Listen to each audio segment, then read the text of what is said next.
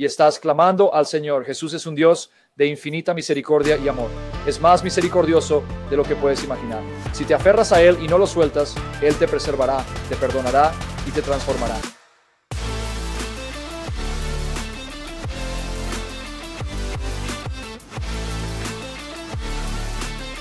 Adelante, sé honesto. No, solo porque para ser honesto contigo, Sam, sabes, especialmente si estamos luchando con pecados y cosas así, todos hemos pecado. Muchas veces eso dificulta mi capacidad de tener la alegría y la paz, de saber que estoy salvado. Sí. Esta es una lucha emocional en la que Satanás se aprovecha.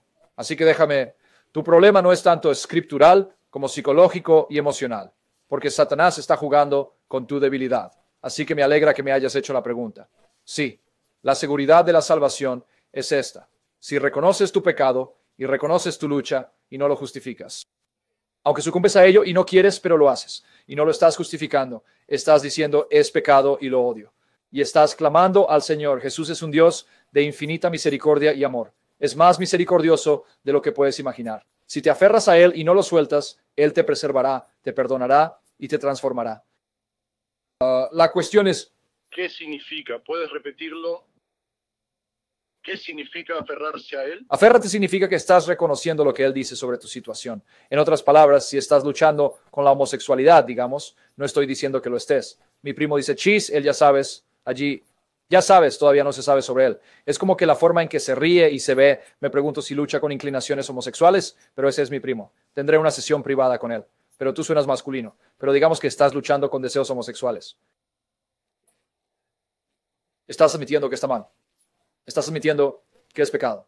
Estás admitiendo que es malvado. Reconoces lo que dice Jesús y lo estás resistiendo.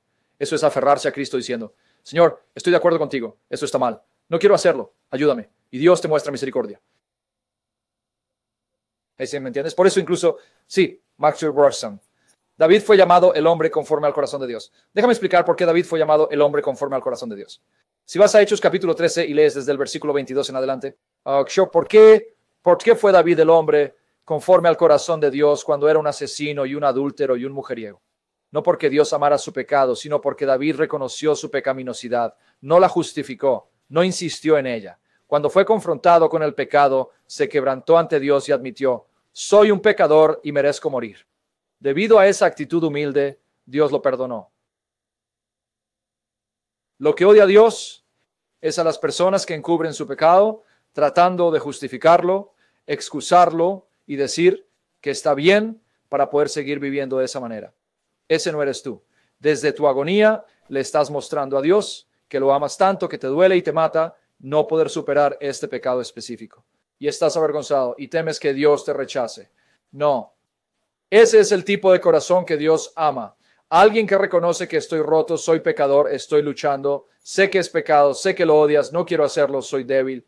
Dios no tiene nada más que amor y misericordia si lo reconoces.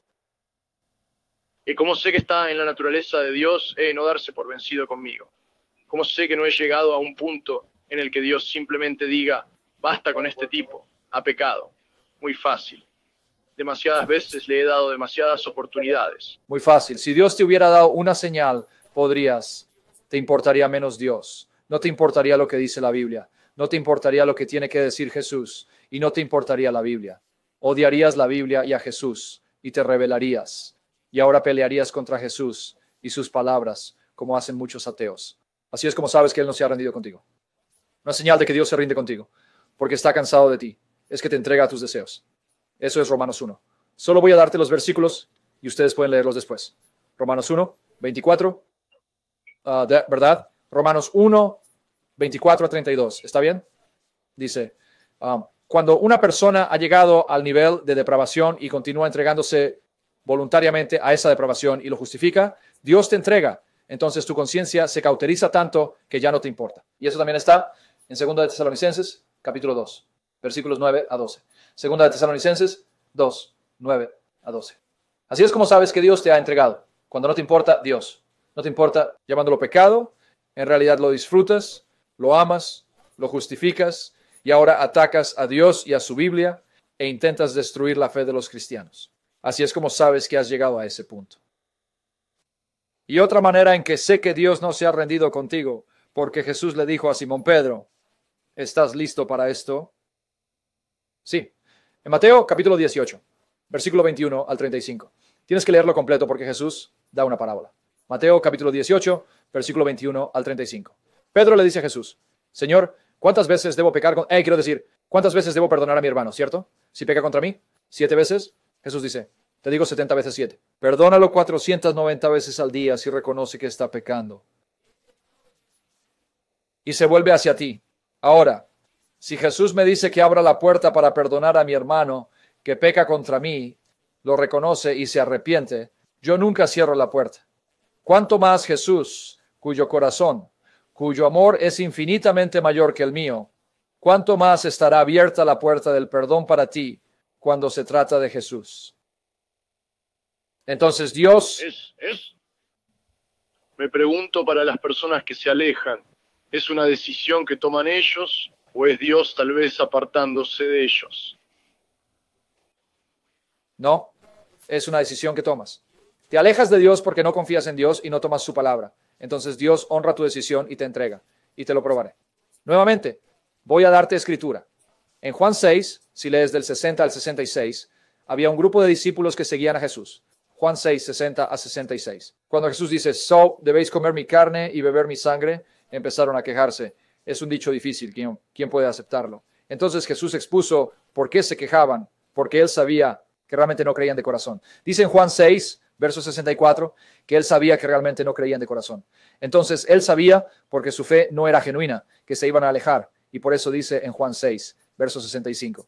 Por eso dije que nadie puede venir a mí, a menos que el Padre lo atraiga. Y luego el versículo 66 dice, ante esto lo abandonaron para no volver a caminar con él jamás. Y Jesús les permitió irse. No los echó. Se fueron y él respetó su decisión. Pero una cosa, te voy a decir cómo Satanás, lo que hace Satanás. Cuando dices, ¿cómo lo siento?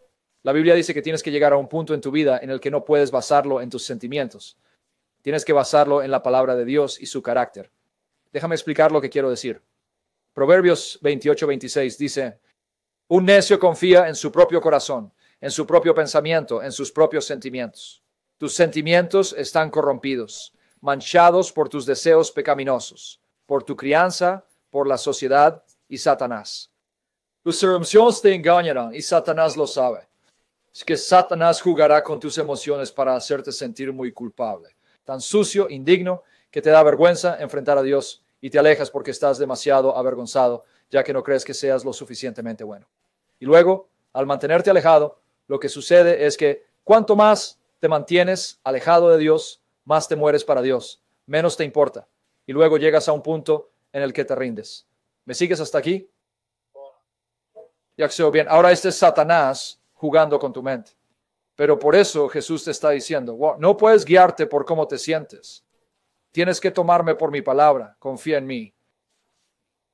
Yo soy el camino, la verdad y la vida. No puedo mentir. Así que si te digo, si estás quebrantado por tu pecado y reconoces que es pecado y no quieres pecar porque me amas y odias cuando pecas contra mí, aunque caigas, lo reconoces, confía en mí, no me rendiré contigo. Te perdonaré. Pero Satanás juega con tu mente para hacerte sentir demasiado culpable. ¿Verdad? Demasiado culpable. De modo que ahora empiezas a dudar de Jesús y a confiar en tus emociones, que es lo que Satanás quiere hacer. Right? Entonces Jesús te está diciendo,